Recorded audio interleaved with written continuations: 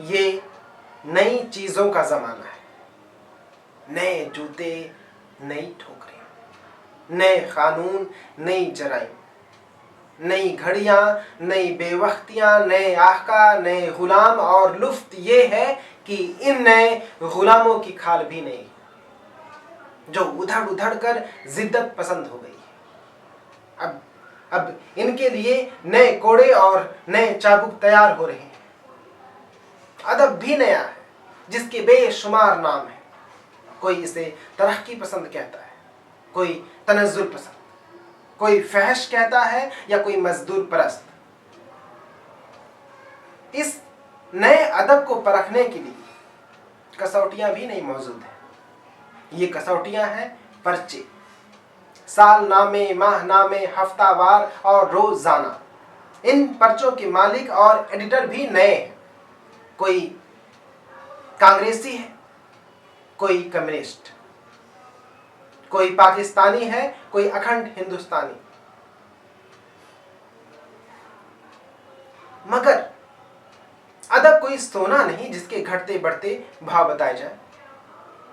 अदब एक जेवर है, और जिस तरह खूबसूरत जेवर खाली सोना नहीं होते, उसी तरह खूबसूरत अदब पारे खालिस हकीकत नहीं होते।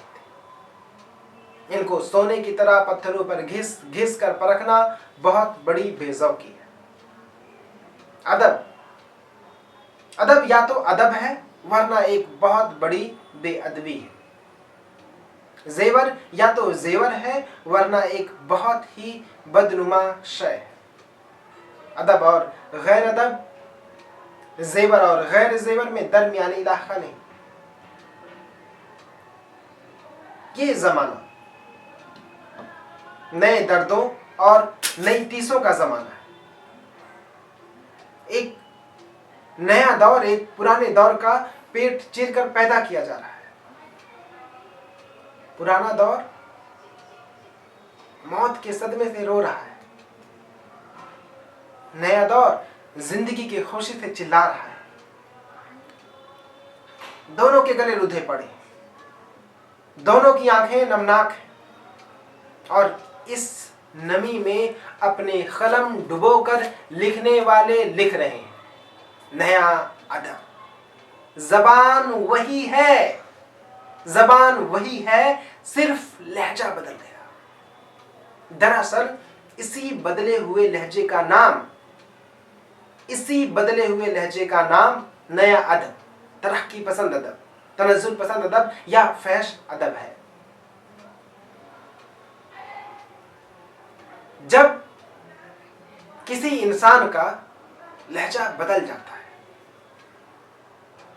जब कोई इंसान हंसते हंसते रोने लगता है, जब बच्चा बिलखने लगता है, तो आला मख्यासुल सोत यानी आवाज नापने वाले आले से मेखान की तरीके पर इस तब्दीली को नहीं जांचते। जो अहले दानिश है, जो साहिब ज़ौक़ है, हमेशा इस कैफियत, इस जज्बे, इस मुहर्रिक को टटोलने की कोशिश करेंगे किसने ये तब्दीली पैदा की।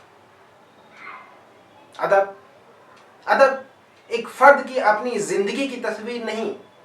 जब कोई आदिब कलम उठाता है तो वो अपने घरेलू मामलात का रोजनामचा नहीं लिखता, अपनी ज़ाती खुशियों, रंजिशों, बीमारियों, तंदुरुस्तियों का जिक्र नहीं करता।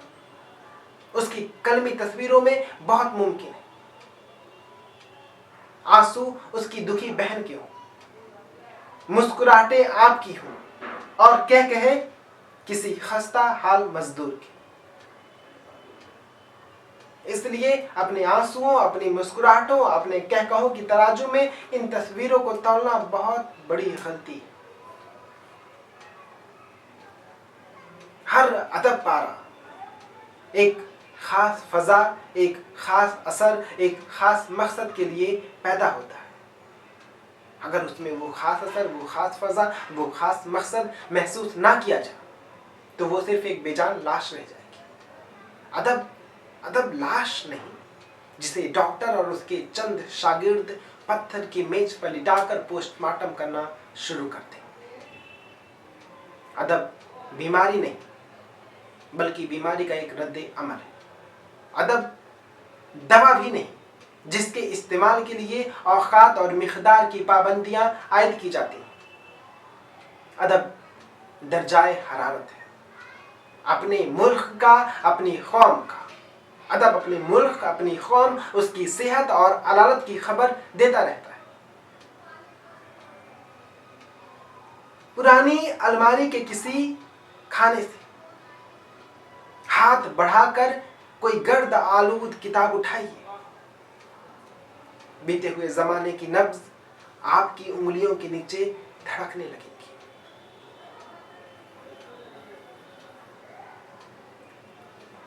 कितनी सदियां गुजर गई, कितनी नस्लें इन गुजरी हुई सदियों के नीचे दफन है।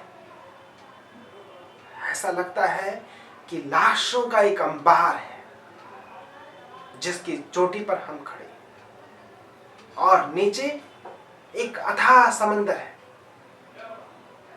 आसमान की तरफ निगाह उठाते हैं तो ऐसा लगता है कि हम इसके बिल्कुल करीब हैं, लेकिन आने वाले जमाने की एक छोटी सी करवट, एक और सदी हमारी लाशों पर हमारी औलादों को खड़ा कर देगी,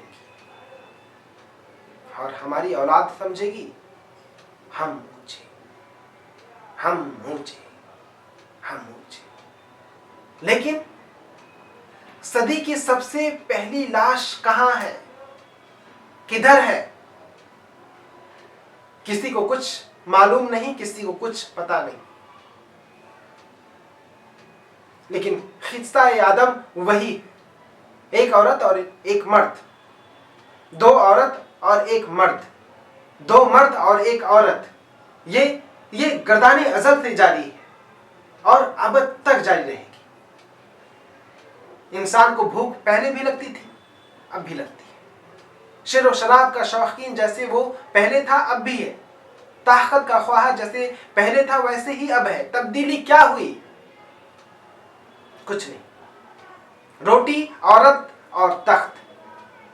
और अगर इंसान इनसे उकता गया तो खुदा, यानी एक ऐसी ताकत जो रोटी, औरत और तख्त से कहीं ज्यादा नाकाबिले फहम और नाकाबिले रसा है।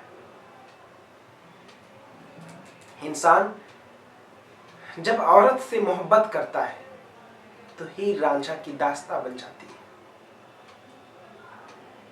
रोटी से मोहब्बत करता है तो एपिक्यूरस का फलसफा पैदा हो जाता है, और जब तख्त से मोहब्बत करता है तो चंगेज, सिकंदर, तैमूर या हिटलर बन जाता है, और जब खुदा से लौ लगाता है तो महात्मा बुद्ध का रूप इख्तियार कर लेता है।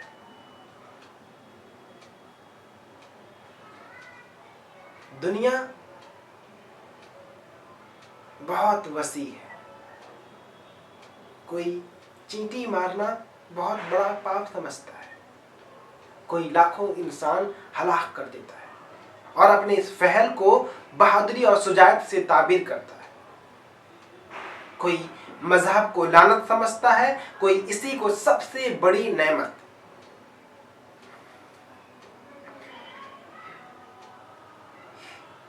इन इंसान को किस कसौटी पर परखा जाए?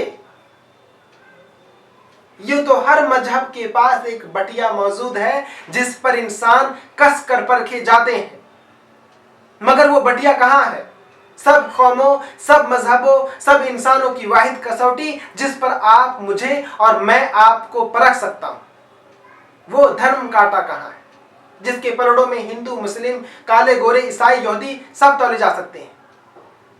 ये कसौटी, ये धर्म कांटा जहां कहीं भी है, नया है ना पुराना, तरक्की पसंद है ना तनज़्ज़ुल पसंद, उरिया है ना मस्तूर, फहश है ना मुत्तहर।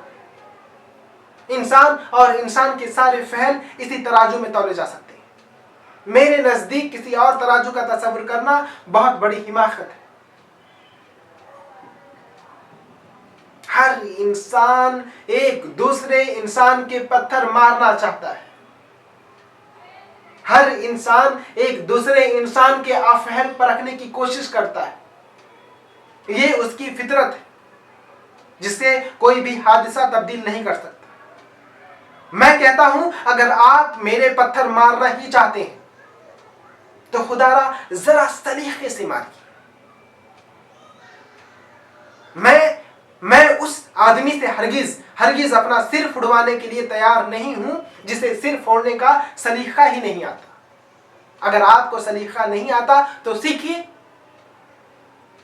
دنیا میں رہ کر جہاں لوگ نمازیں پڑھنا، روزے رکھنا، محفلوں میں جانا سیکھتے ہیں، وہاں آپ کو بھی پتھر مارنے کا ڈنگ سیکھنا چاہیے۔ اگر آپ کو نہیں آتا تو سیکھیے، کہیں سے بھی جا کر سیکھیے، لیکن سیکھیے۔ آپ خدا کو خوش کرنے کے 100 ہیلے کرتے ہیں، میں آپ کے اس قدر نزدیک ہوں، مجھے بھی خوش کرنا آپ کا فرض ہے۔ میں نے آپ سے کچھ زیادہ طلب تو نہیں کیا، آپ مجھے بڑے شوق سے گالیاں دیجیے، میں گالیوں کو برا نہیں سمجھتا، اس لیے کہ یہ غیر فطری چیز نہیں، لیکن ذرا سلیقے سے دیجیے، نہ آپ کا منہ بدمزہ ہو اور نہ میرے ذوق کو صدمہ پہنچے۔ میرے نزدیک بس یہ سلیقہ ہی ایک کسوٹی ہے، انسان کے ہر گناہ کے لیے، اس کے ثواب کے لیے، اس کی شاعری کے لیے، اس کے افسانوں کے لیے مجھے نام نہاد نحکادوں میں کوئی دلچسپی نہیں۔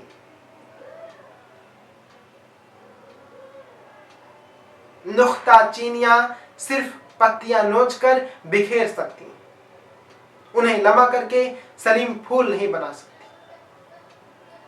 بہت سے نحکات گزر گئے، لیکن ادب سے بے ادبی دور نہیں ہوئی۔ بہت سے پیغمبر آ گئے، لیکن انسان ایک دوسرے انسان سے متحد نہیں ہوئے۔ یہ ایک بہت بڑا علم ہے، لیکن مصیبت یہ ہے کہ یہ علم ہی انسانیت کی قسمت ہے، اس کی زندگی اور اس کی موت، اس کا جوانی اور اس کا بڑھاپا۔